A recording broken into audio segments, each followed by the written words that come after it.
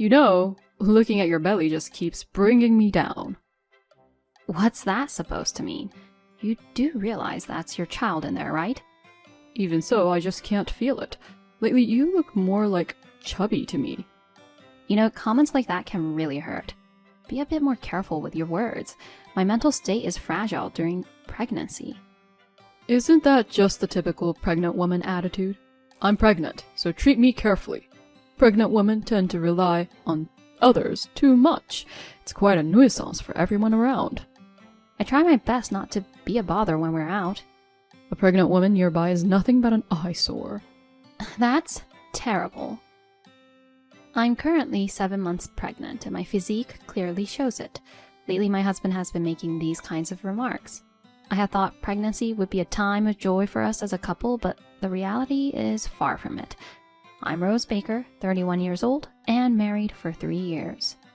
I was happy to find out I was pregnant, something we'd hoped for since the beginning of our marriage. My husband was also very happy when I told him. But as my belly grew and my movements became slower, he started to complain. Now he either complains or completely ignores me. When I try to talk to him, I mostly get non-committal responses, and it's hard to tell if he's even listening. He won't join me for the parenting classes. Seeing other couples there with their husbands makes me envious. You know, fathers are supposed to learn this stuff too.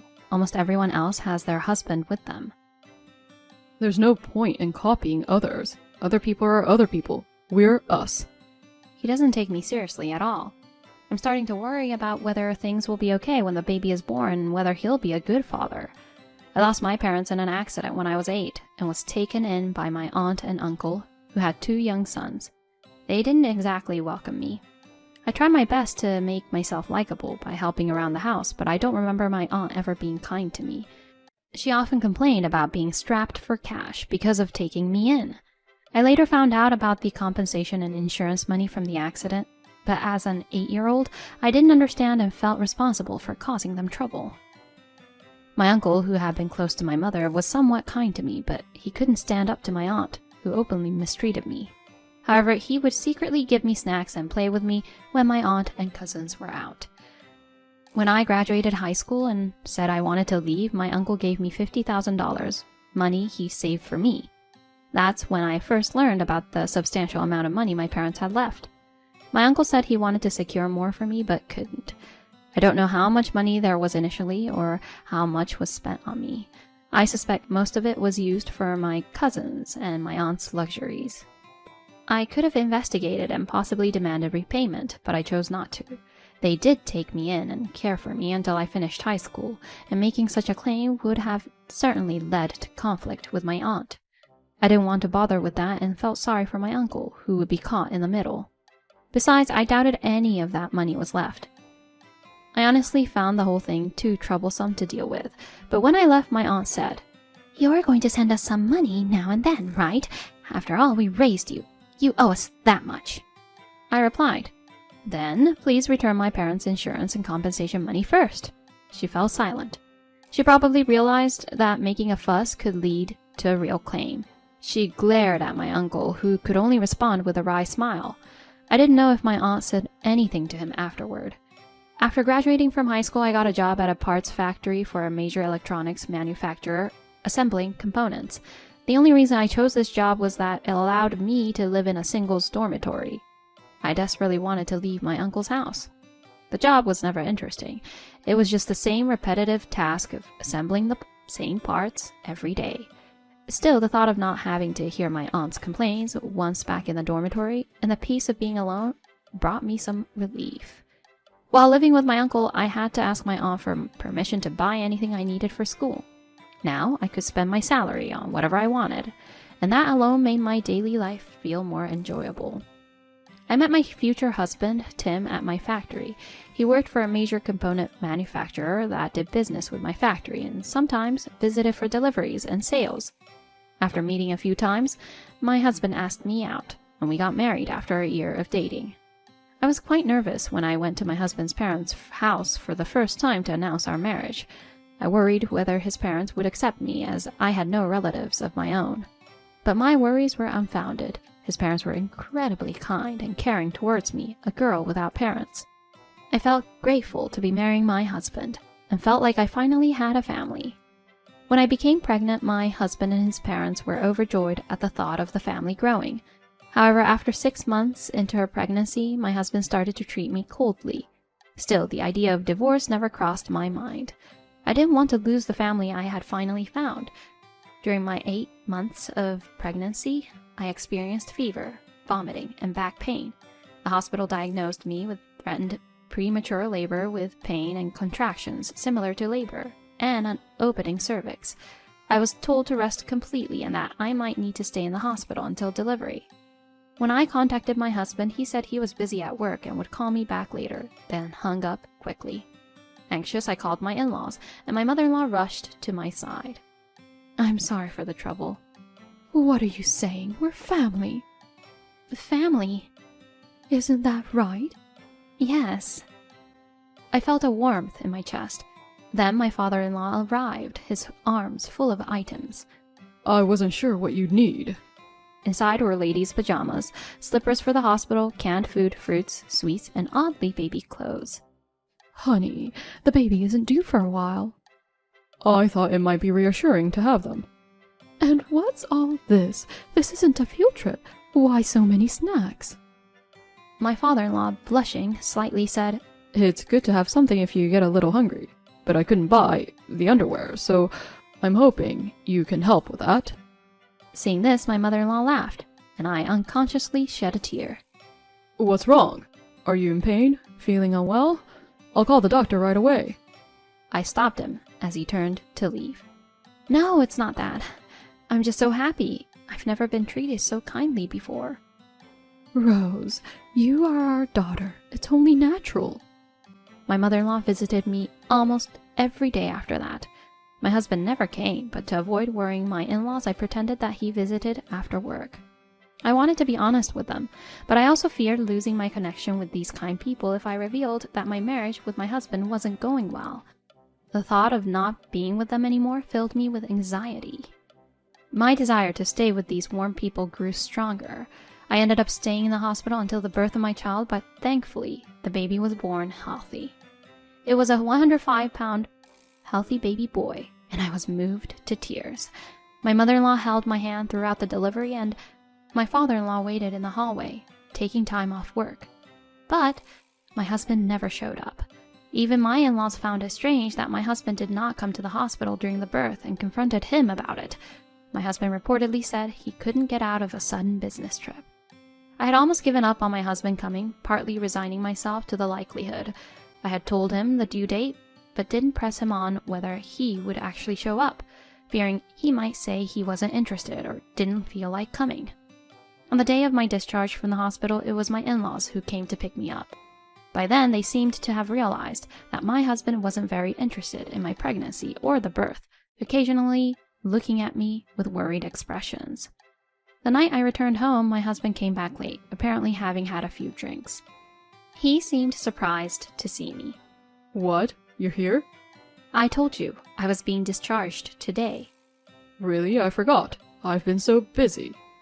Forgot? Your own child was born. Your child came home for the first time today. What? So the baby is here too? Of course. Oh, give me a break. Tired from work. Don't make the baby cry at night. You haven't even been to the hospital once. Haven't seen your child's face. Doesn't that bother you? I haven't seen it, so I don't feel it, and it doesn't bother me. Seeing my husband so nonchalant, I felt I had nothing more to say. He hadn't shown his face during my 2 months in the hospital, showed no joy at hearing of the child's birth, and only gave bothersome responses. There was nothing more to expect from a man who didn't have a single word of care for his wife returning home after giving birth to our child. My husband went straight to the bedroom, not sparing a glance at the baby sleeping in the crib. The thought of him being a father filled me with pity and sorrow for my child, and I couldn't help but cry. In the following days, my husband showed no interest in the child, and I spoke to him only when absolutely necessary. 2 months later, my husband left on a business trip. He seemed unusually cheerful for a work trip, but I didn't mention it. I was told it would be a week-long trip, but on the second day, my husband called me, which was unusual for his trips. Expecting something important, I answered, only to be greeted with a shouting voice. Bring me a change of clothes, now. What? I fell down the stairs this morning and was taken to the hospital. Looks like I broke something. Come take care of me. Which hospital are you in? NYC, near the 28th station. Didn't you say your business trip was in Boston? Oh, well, it was Boston via NYC. You never visited me during my hospitalization, but now you call me like this when you're hospitalized. It's different. I'm your husband. You can make a living thanks to me. Stop tattling and just bring what's needed for the hospital. Right now? Of course. Okay, but you'll regret it. I won't. All right, got it. Hurry up. Deciding to go, I packed my husband's things into a suitcase. 6 hours later, I arrived at the hospital where my husband was supposedly taken. Upon seeing me, my husband shouted with an energy unbecoming of an injured person. You're late. Why are you so slow? And what's with that luggage? Who told you to bring so much? Tim was staring at the large suitcase and barrel bag I was holding, his eyes wide. Well, it might indeed be too much for a hospital stay. This is all your stuff. What do you mean, all? In front of my confused husband, I held out the divorce papers. What? What is this? You can see for yourself. What are you thinking? If we divorce, you'll be the one lost without a home. It's you who won't have a home to return to. What? Don't joke around. Why would I lose my home just because we divorce? I have my parents' house, unlike you. Haven't you noticed? Look at the witness section of the divorce papers. Witness? Wait, what? My husband's expression changed as he looked at the papers again. He probably never imagined that I, with no relatives, would leave him. Now, I thought that maybe he married me because I had no bothersome family ties and it was convenient. Dad? And Mom? They were the ones who suggested the divorce. What? I called out to my father-in-law in the hallway and he appeared. When my husband was supposedly hospitalized with an injury, my father-in-law offered to drive me there. My mother-in-law was at home, looking after the baby. You really are something. I still held a faint hope that my husband would change once he saw our child, but I despaired as days passed and he didn't even try to see or call the baby by name. I thought I couldn't stay with such a person any longer, and a father like him was worse for the child. So I went to tell my in-laws about my decision to divorce. But before I could speak, they said, You should divorce our son. They had already figured out that my husband hadn't visited the hospital. They had confronted him, but he only evaded their questions. Sensing he was hiding something, they hired a detective to investigate him. It's shameful to have to investigate our own son. We knew he wouldn't confess unless we had solid evidence. We're truly sorry, Rose. They were both teary-eyed. The investigation revealed my husband was having an affair. I had suspected it, but pretended not to notice, hoping for the sake of our unborn child. The other woman was a junior colleague of my husband's who was engaged. This trip wasn't for business, it was an affair trip. My husband, not expecting his father to come, was utterly surprised. Why is Dad here? You neglected your wife, who was struggling to give birth to your child, to have an affair. You're a disgrace as a husband and a father. I'm your son. You should side with me over your daughter-in-law. I've had enough of you. This is the last time we meet. We're disowning you. Huh? I'm leaving that house. I've already completed the moving out procedures. What? Why are you doing things on your own? The house was rented under my husband's name, but when I contacted the real estate agency, they told me, As his wife, you can complete the moving out procedures. Since my father-in-law was the co-signer, I didn't want to inconvenience him if the rent fell behind, so I decided to settle everything while still married. So, this is all your stuff. As I said this and presented the belongings, my husband looked even more astonished. Don't joke around. Everything in that house is mine. It can't just be this. Oh dear, have you forgotten? Forgotten what? When we got married, we bought all new furniture and appliances for our home. However, I purchased them with $50,000 I received when I left my uncle's house. But I've been using them too, so they're marital property, right? No, they're not. I bought them with my money before we got married. That's... Oh, there's actually one more guest. Another guest? Sorry to keep you waiting, Patrick. Please come in. We're all done here. Patrick? You mean... Hello, sir. I thought you were on paid leave, but you told your wife you were on a business trip, right? What kind of business is an NYC? Especially with my fiancé. Well, this is... You're misunderstanding something. No point in denying now. I just confronted her, and she confessed everything. Patrick was Tim's junior at work, and also the fiancé of Tim's affair partner. His father was an executive at their company.